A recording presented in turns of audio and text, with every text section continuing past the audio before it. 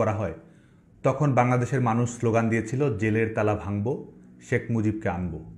শেখ হাসিনা যখন ৭৫-এর ১৫ই আগস্টের পরে ১৯৮১ সালে বাংলাদেশে প্রত্যাবর্তন করেন, তখন বাংলাদেশের আপামর জনগণ, রাজনৈতিক সংগঠনের কর্মীরা স্লোগান দিয়েছিল, ঝড় বৃষ্টি আধা রাতে শেখ হাসিনা তোমার সাথে। এবারের প্রেক্ষাপটে বাংলাদেশে বঙ্গবন্ধু কন্যা দেশরত্ন শেখ হাসিনাকে নিয়ে নানা ধরনের স্লোগান প্রচলিত হয়েছে, যেখানে সাহস, বীরত্ব, সংগ্রাম, লড়াই এবং ঐতিহাসিক প্রত্যাবর্তনের কথা বলা আছে। কিন্তু বাংলাদেশের জনগণ এবং রাজনৈতিক কর্মীরা সবচেয়ে সহজাতভাবে, স্বপ্রণোদিতভাবে যে স্লোগানটি গ্রহণ করেছে, মানুষের কাছে জনপ্রিয়তা পেয়েছে, সেটি হচ্ছে শেখ হাসিনা আসবে, বাংলাদেশ হাসবে। এই স্লোগান জনপ্রিয়তার পাওয়ার অনেক বড় কারণ হচ্ছে বঙ্গবন্ধু কন্যা দেশরত্ন শেখ হাসিনা ১৬ বছরের রাষ্ট্র পরিচালনায় বাংলাদেশের মানুষকে স্বস্তি দিয়েছিলেন, নিরাপত্তা দিয়েছিলেন, সমৃদ্ধি দিয়েছিলেন, মানুষের শান্তির কারণ হয়ে দাঁড়িয়েছিলেন। যে কারণে শেখ হাসিনা আসবে, বাংলাদেশ হাসবে, এটি শেখ হাসিনার প্রতি বাংলাদেশের মানুষের আস্থার বহিঃপ্রকাশ, ভালোবাসার বহিঃপ্রকাশ, বিশ্বাসের বহিঃপ্রকাশ। বিগত ১৩ মাস ধরে বাংলাদেশের মানুষ যেভাবে দেশ দেখছে, যেখানে তার নিরাপত্তা নাই, যেখানে তার স্বস্তি নাই, যেখানে তার জীবনের গ্যারান্টি নাই, যেখানে সব কিছু ভেঙে পড়তে বাংলাদেশের মানুষ প্রত্যেক মুহূর্তই দেখছে, তখন বাংলাদেশের মানুষ আজকে বলছে যে আগেই ভালো ছিলাম। এই আগেই ভালো ছিলাম বাংলাদেশের মানুষের সহজাত বহিঃপ্রকাশ। এটিও একটি প্রতিবাদ। এই দখলদার সরকার ১৩ মাস ধরে বাংলাদেশের মানুষের উপরে নির্যাতন নিষ্পেষণের যে স্টিম রোলার চাপিয়ে দিয়েছে, বাংলাদেশের মানুষের জীবন নিয়ে যেভাবে ছিনিমিনি খেলেছে, এই অবিচারের দুর্গে আগেই ভালো ছিলাম তাই সবচেয়ে বড় প্রতিবাদ। ১৩ মাস ধরে সরকার, রাষ্ট্রযন্ত্র, রাজনৈতিক দল সবাইকে ব্যবহার করে অ্যান্টি শেখ হাসিনা ক্যাম্পেইন পরিচালনা করা হয়েছে। কিন্তু বাংলাদেশের মানুষ জানে যে শেখ হাসিনা এমন একজন রাষ্ট্রনেতা যারা তার মাথাপিছু আয় বাড়িয়েছিলেন, ক্রয় ক্ষমতা বাড়িয়েছিলেন, জীবনযাপনের মান নিশ্চিত করেছিলেন, পরিবার, সন্তান, ভবিষ্যৎ সব কিছুর নিরাপত্তা, নিশ্চয়তা, স্থায়িত্ব দিয়েছিলেন। যে কারণে রাষ্ট্রযন্ত্রের সব কিছু বুমেরাং হয়ে যাচ্ছে। মানুষ ধীরে ধীরে প্রতিবাদ করছে। সমস্ত ধরনের অপপ্রচার, সমস্ত ধরনের নির্লজ্জ মিথ্যাচার ডিঙিয়ে শেখ হাসিনা আসবে, বাংলাদেশ হাসবে কিংবা আগেই ভালো ছিলাম, এটি বাংলাদেশের মানুষের রাজনৈতিক শপথ হিসেবে প্রতিষ্ঠিত হচ্ছে। আমরা অনেক সময় বলি যে রাজনীতি ভবিষ্যৎমুখী নয়, রাজনীতিতে পলিসি গুরুত্ব পাচ্ছে না, রাজনীতিতে উন্নয়ন কিংবা পারফরমেন্স এই মানদণ্ড অনুযায়ী বাংলাদেশের রাজনীতি পরিচালিত হচ্ছে না। অথচ নিরপেক্ষভাবে আমরা যদি বাংলাদেশের রাজনীতির দিকে তাকাই, শেখ হাসিনা বাংলাদেশের রাজনীতিকে ভবিষ্যৎমুখী করেছেন। শেখ হাসিনা বাংলাদেশের রাজনীতির ভরকেন্দ্র হিসেবে উন্নয়নকে প্রতিষ্ঠিত করেছেন, পারফরমেন্সকে প্রতিষ্ঠিত করেছেন। আপনার ভবিষ্যৎ, আপনার আয় করার ক্ষমতা, আপনার পারিপার্শ্বিক পরিসর, আপনার সন্তানের ভবিষ্যৎ, এসব কিছুকে কেন্দ্র করেই শেখ হাসিনা বাংলাদেশের রাজনীতি পরিচালনা করেছেন। শেখ হাসিনা রাজনীতি, ভবিষ্যৎ, পলিসি, উন্নয়ন এবং জনগণের সার্বিক ক্ষমতায়নের প্রত্যেকটি ধারণার সঙ্গে জড়িয়ে রয়েছে। কেমন ছিল শেখ হাসিনার প্রধানমন্ত্রিত্বের সময়টুকু, এবং এটির মাধ্যমেই প্রমাণিত হবে যে শেখ হাসিনা রাষ্ট্রনায়ক হিসেবে, প্রধানমন্ত্রী হিসেবে, বাংলাদেশের জনগণের নেতা হিসেবে তিনি ভবিষ্যতেও কতটুকু প্রাসঙ্গিক থাকবেন, তার প্রত্যাবর্তন কীরকম হবে, এবং বাংলাদেশের মানুষ তুল্যমূল্য বিচার করে শেখ হাসিনার প্রতি কেন ক্রমান্বয়ে আস্থাশীল হচ্ছে, তার জন্য রেজাল্ট শিট কথা বলবে, মার্কশিট কথা বলবে, পারফরমেন্স কথা বলবে।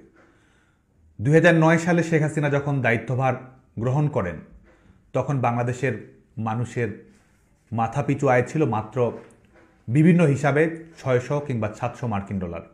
শেখ হাসিনা বাংলাদেশের মাথাপিছু আয় ২,৮২৪ মার্কিন ডলারে নিয়ে যেতে সক্ষম হয়েছিলেন। বাংলাদেশে দারিদ্র্যের হার 40 থেকে 45 ভাগ ছিল। শেখ হাসিনা রাষ্ট্র পরিচালনা করে বাংলাদেশের দারিদ্র্যের হারকে 20 ভাগের নিচে নামিয়ে আনতে সক্ষম হয়েছিলেন।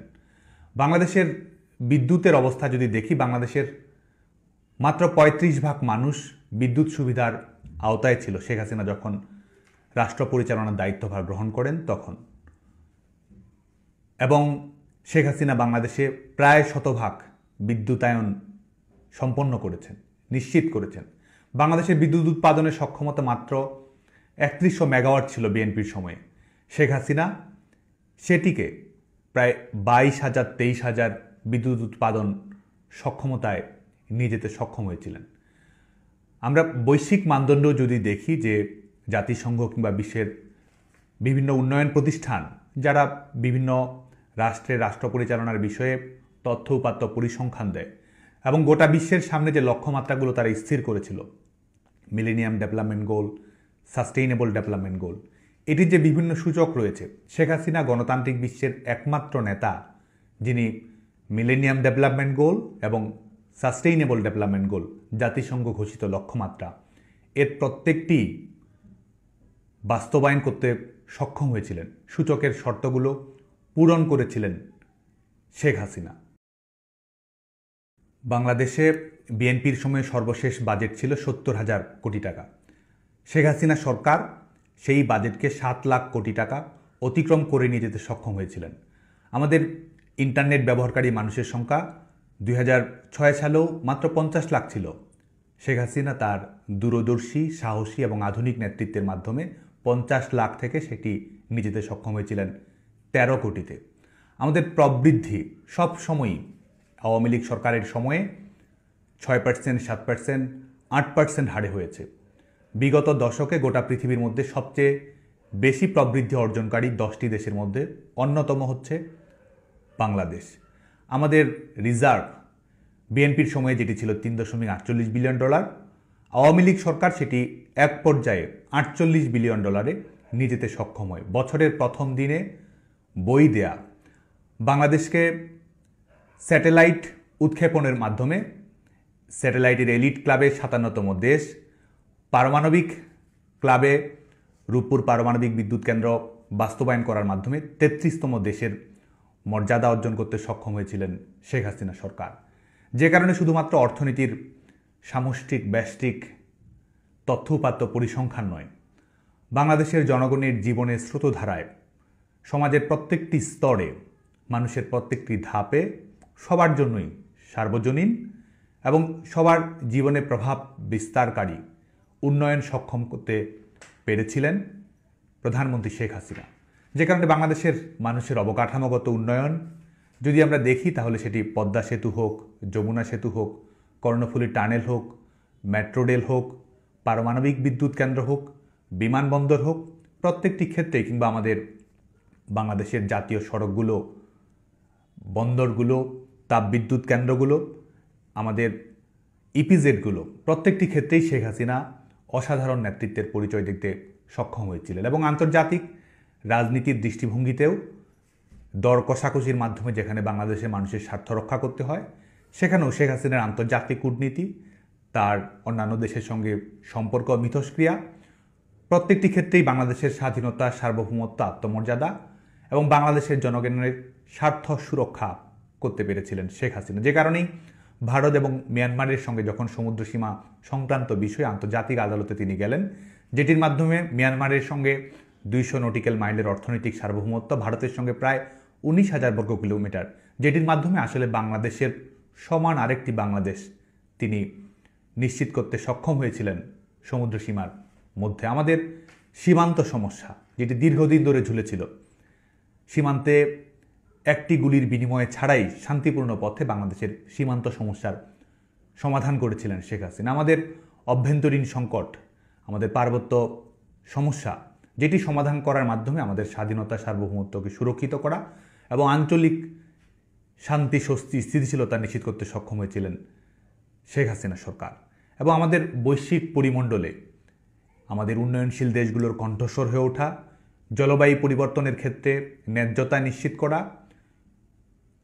অর্থের রাজনীতি, অস্ত্রের রাজনীতির মাধ্যমে সন্ত্রাসবাদ, জঙ্গিবাদের সমস্যা নিরসন করার ক্ষেত্রে বৈশ্বিক প্ল্যাটফর্মে গুরুত্বপূর্ণ ভূমিকা রাখা, নারীর ক্ষমতায়ন কিংবা প্রযুক্তির মাধ্যমে মানুষের অধিকারের সুরক্ষা নিশ্চিত করা, ন্যায্যতা নিশ্চিত করা, ন্যায়সঙ্গত অর্থনীতি নিশ্চিত করা, সাধারণ মানুষের সুরক্ষা নিশ্চিত করা, প্রত্যেকটি ক্ষেত্রেই শেখ হাসিনা ছিলেন বৈশ্বিক কণ্ঠস্বর। যে কারণে আজকে বাংলাদেশে যারা আছেন, দেশে বিদেশে প্রবাসে যারা আছেন, এমনকি তাদের ক্ষেত্রে আমাদের নিমেষে রেমিটেন্স পাঠানো এবং সেটির মাধ্যমে বাংলাদেশের অর্থনৈতিক সুরক্ষা নিশ্চিত করা, চোখের পলকে এক জায়গা থেকে আরেক জায়গায় টাকা পাঠিয়ে দেয়া, আমাদের কৃষকদের 10 টাকার বিনিময়ে ব্যাঙ্ক অ্যাকাউন্ট তৈরি করা, আমাদের নারীদের জন্য যদি আমরা দেখি যে আমাদের 1,30,00,000 মায়ের মুঠোফোনে টাকা পৌঁছে দেয়া, 1.5 কোটি নারীকে মাতৃত্বকালীন ভাউচার স্কিমের আওতায় নিয়ে আসা, সামাজিক সুরক্ষা খাত সম্প্রসারিত করা, যেটি বিধবা ভাতা হোক, বার্ধক্য ভাতা হোক, সমাজের পিছিয়ে পড়া জনগোষ্ঠীর জন্য বিশেষ সুবিধা প্রদান করা হোক, প্রণোদনা দেয়া হোক, উদ্যোক্তাদের জন্য ঋণের ব্যবস্থা গ্রহণ করা হোক, শ্রমিকদের সুরক্ষার জন্য আইন করা হোক, প্রত্যেকটি ক্ষেত্রে একটি কল্যাণমুখী অর্থনীতির ব্যবস্থা শেখ হাসিনা নিশ্চিত করতে সক্ষম হয়েছিলেন। যে কারণে আজকে বাংলাদেশের মানুষের প্রত্যেকটি পরতে পরতে, স্তরে স্তরে শেখ হাসিনার উন্নয়নের ছোঁয়া লেগে রয়েছে। বাংলাদেশের মানুষের জীবনযাত্রা বদলে দিয়েছিলেন শেখ হাসিনা। সে কারণেই শেখ হাসিনা বাংলাদেশের জনগণের নবপরিচয়ের রূপকার হচ্ছেন শেখ হাসিনা। বাংলাদেশের বদলে যাওয়া জীবনের রূপকার হচ্ছেন শেখ হাসিনা এবং বাংলাদেশের রাজনীতিকে ভবিষ্যৎমুখী করার ক্ষেত্রে স্মার্ট বাংলাদেশের ধারণা, ডিজিটাল বাংলাদেশের ধারণা, মধ্যমায়ের বাংলাদেশের ধারণা, যেগুলোর মাধ্যমে আমাদের অর্থনীতিকে, রাজনীতিকে একটি পজিটিভ কম্পিটিশনের বিষয়বস্তুতে পরিণত করেছিলেন। মানুষ পারফরমেন্স করবে, রাজনৈতিক দল সেটির আলোকেই মানুষ তার সিদ্ধান্ত গ্রহণ করবে। বাংলাদেশের রাজনীতিকে সেই দিকে পরিচালিত করার ক্ষেত্রেই শেখ হাসিনা ক্রমান্বয়ে আমাদের দেশকে এগিয়ে নিয়ে গেছেন। যে কারণে আজকে বাংলাদেশের প্রত্যেকটি পরিবারে, প্রত্যেকটি মানুষ সবার কাছেই শেখ হাসিনা আপনজন, তার আত্মার আত্মীয় হিসেবে রয়েছেন। যতই দখলদার সরকার প্রোপাগান্ডা চালাক, নির্যাতন নিষ্পেষণ করুক, আদালতকে ব্যবহার করুক, মিডিয়াকে ব্যবহার করুক, নির্লজ্জ মিথ্যাচার করুক, বাংলাদেশের মানুষের কাছে শেখ হাসিনা পরম আপনজন, আত্মার আত্মীয়। যে কারণে আজও শেখ হাসিনা আছেন বাংলাদেশের বৃদ্ধ বাবার মোনাজাতে, বাংলাদেশের মায়েদের প্রার্থনাতে, বাংলাদেশের মেয়েদের এগিয়ে চলাতে, বাংলাদেশের ছেলেদের রাজপথের লড়াইয়ে, প্রযুক্তি বিপ্লবে শেখ হাসিনার ছোঁয়া, লড়াই, সংগ্রাম সব কিছুই নিমজ্জিত হয়ে রয়েছে, মিশে রয়েছে। আজকে আমরা দৃঢ়তার সঙ্গে বলতে পারি শেখ হাসিনার জনসমর্থনের উপর ভর করেই গণতান্ত্রিক প্রক্রিয়াতেই, সাংবিধানিক প্রক্রিয়াতেই বাংলাদেশের রাষ্ট্র পরিচালনা করেছেন।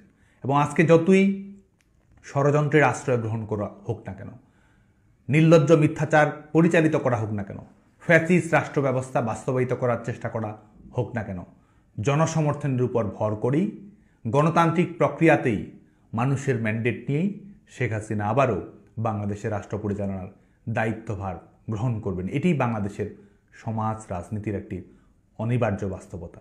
এটিই বাংলাদেশের ভবিষ্যৎ প্রজন্মের সুরক্ষার জন্য একটি বিকল্পহীন পথ হচ্ছে এই গণতান্ত্রিক প্রত্যাবর্তন এবং শেখ হাসিনার নেতৃত্ব।